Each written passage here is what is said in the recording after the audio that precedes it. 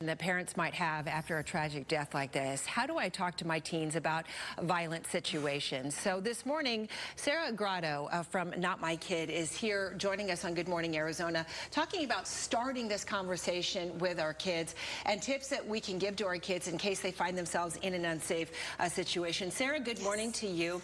I feel like social media is a whole new element that we're not used to, but I think first and foremost, before we even talk to our kids, I feel like it's important as parents that we need to turn the mirror on ourselves as well and not bury our heads in the sand. So let's start from square number one with parents. What's the most important thing that we need to know and be aware of, inform ourselves about with regards to situations like this, would you say?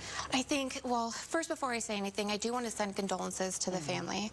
And with that, if parents are asking, you know, what can I do, how to talk to my kid about this, like you said, awareness is the most important thing. Parents need to understand kids are exposed to violence every single day, and they can find themselves in these situations without even really knowing what was going to happen. And so having that conversation with our kid and creating a safety plan is number one. Yeah, and what should that safety plan entail? It is asking them, what will you do if you find yourself in an unsafe situation, whether, you know, they heard rumors that there was tension happening, you know, or if it just kind of happens wherever they are, creating that safety plan. And the biggest thing can be having a code word or a code phrase that the kid can communicate to the parent to notify them that they need help getting out of a situation. Would that be like something that they could text the parents? Yes. Is that what you mean? Yes, so text or even say they can call the parent, and it can be a phrase that maybe it's just like an everyday phrase, but just between the parent and the teen, it's an understanding. So it can be something like, I'm just really hungry, and that's a signal to the parent, I'm in a situation that I need help getting out of.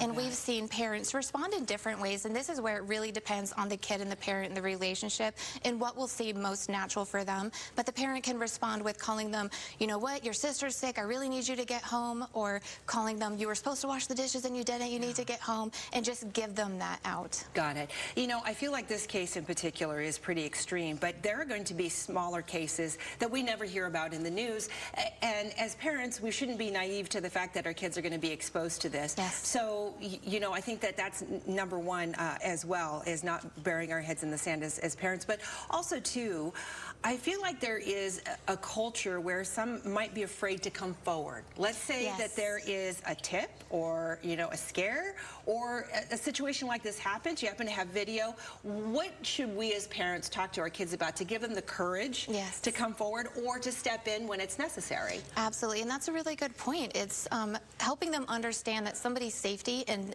honestly somebody's life is more important than getting in trouble. And so, or your social status.